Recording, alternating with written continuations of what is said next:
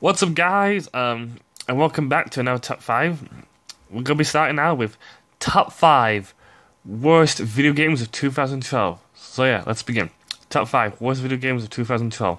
Top 5 worst video games of 2012. At number 5.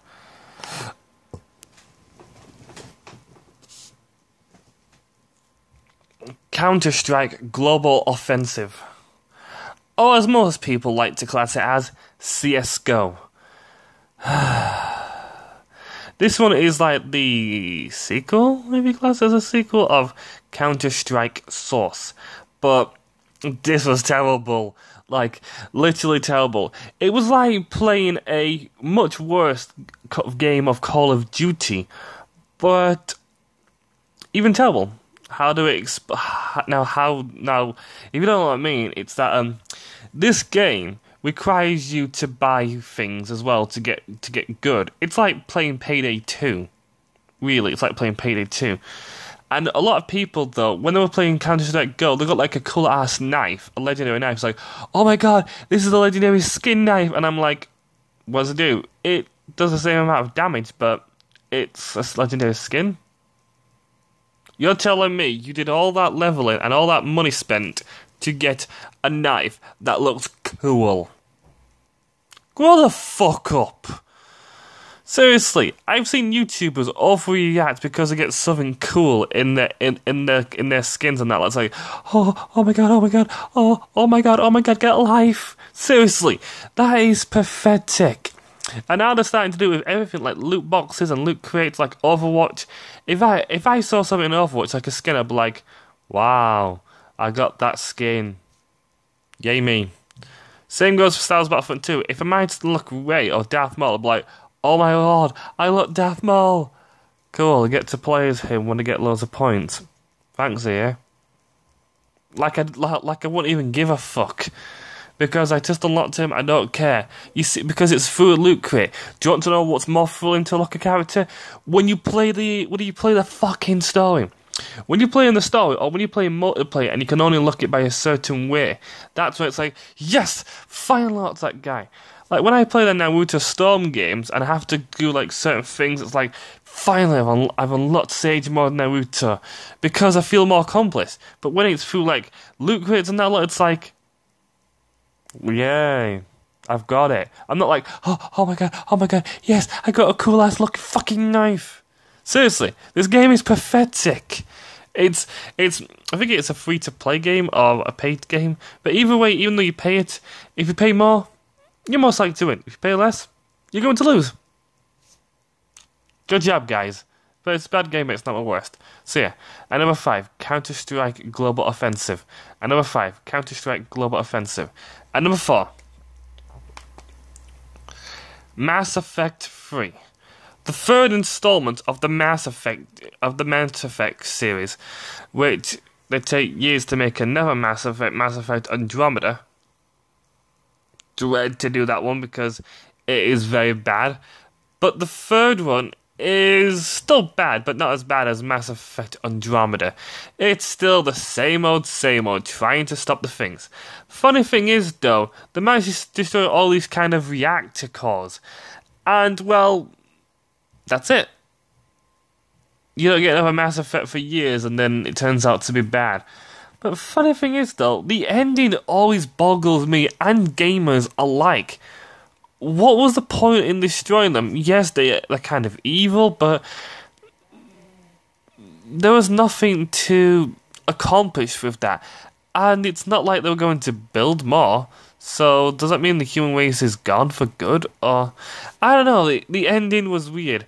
The choices in this game were much worse than normal. They were much worse than normal. And it was a shorter game than normal. People even said it was a shorter game. I mean,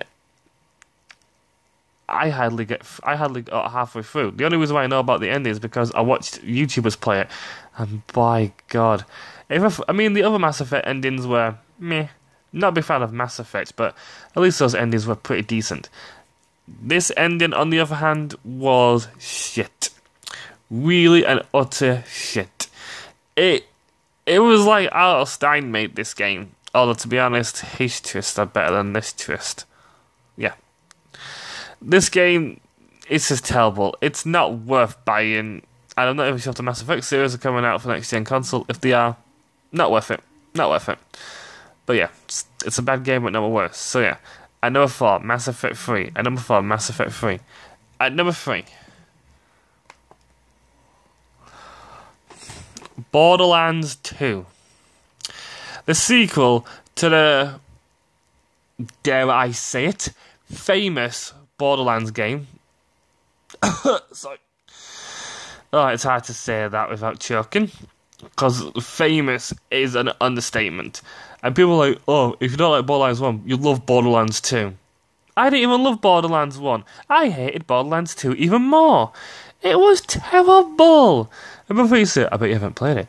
Well, not fully, but I tried Borderlands 1. Didn't like it. Tried Borderlands 2 at a friend's house. I was like, is this all?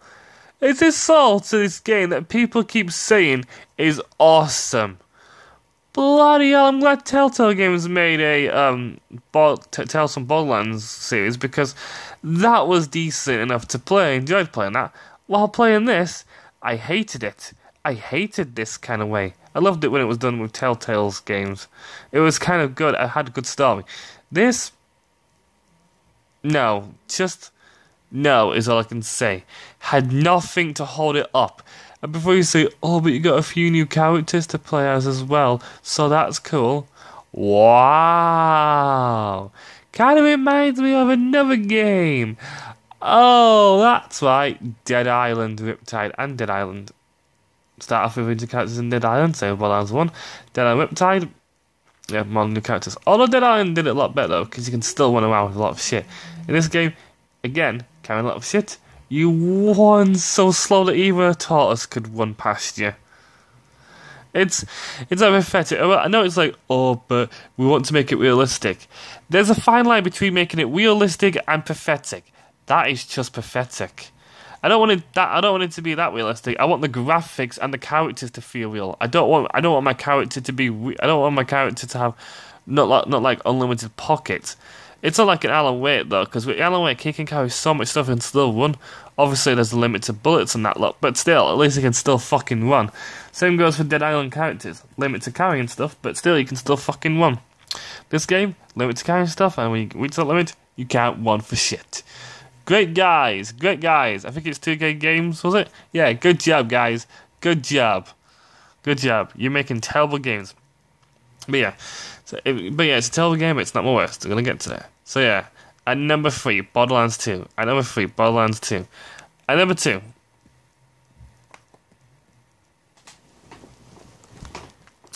Dishonored.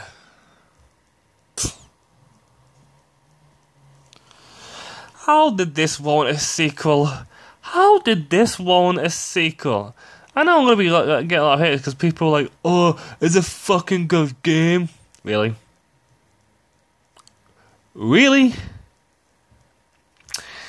Premise is, right, what the premise is about this game, since I've played a bit of it, you play a guy called Corvo Atana, who gets blamed for the death of Emily, I think it is, the Empress girl.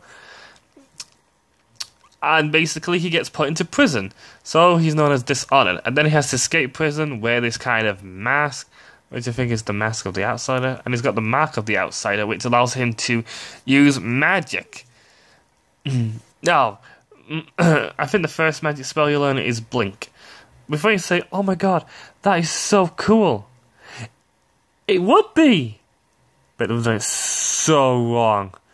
This game has the worst stealth mechanics. It has the worst plot I've ever heard in my entire life. This weird guy who calls himself the Outsider appears to everyone. Kind of weird. Kind of weird. And there's also, I think there's a DLC, or is it another game to it? The Knife of Dunwall. I think that might be its own game. Either way, I still don't understand how this game managed to get a sequel. It boggles me to this day. It boggles me how Dishonored 2 how Dishonored 1 got a sequel to make Dishonored 2. It boggles me to this day. It's just a terrible game. There's nothing good about it. Like, I tried playing this game, and I didn't even enjoy it. I didn't even enjoy this game one bit. I played a few of the first levels, and then it was like, what? I even played the one where you got to escape the prison. I thought, okay, I'm getting okay. Then when I got to the next level, I was like, really? Really? Really? This game doesn't make any sense. And not to mention, why was Corvo Attano straight blamed for the death of the Empress? Couldn't they just have like a trial thing? There's so... but they're like, oh no, we have to make a cool ass game. We have to make a cool ass game. Where's the cool game? This is the cool game?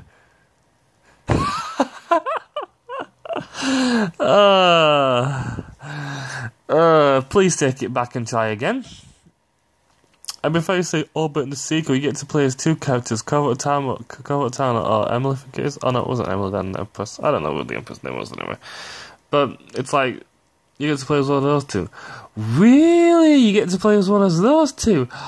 Fascinating. That is really fascinating. Oh, wait. No, it's not. It's not really fascinating. It's just boring and stupid. This game is just so fucking awful. You have to collect runes and that to get upgrade points. Before you say, oh, but that's cool, you have to look for runes to get so many more upgrade points. Listen, I don't want to be scouring around for bloody hours looking for shitty runes to upgrade my stuff. If I'm going to get upgrade points, I want it to class as like an experience thing. So when I do a stealth kill, it gives me points depending on what kind of kill I get. Or depends on how I do the mission, or whatever. I don't want to do it that way, because what happens when you this, that, and the other? It's like, oh, it makes you think, though, doesn't it? Yeah, it makes you think in a dumb way. This game is just pathetic, and let's hope after Dishonored 2 they don't make a Dishonored 3. Let's hope. So yeah, at number 2, Dishonored. At number 2, Dishonored. And my number 1 worst game of 2012 is FIFA 13.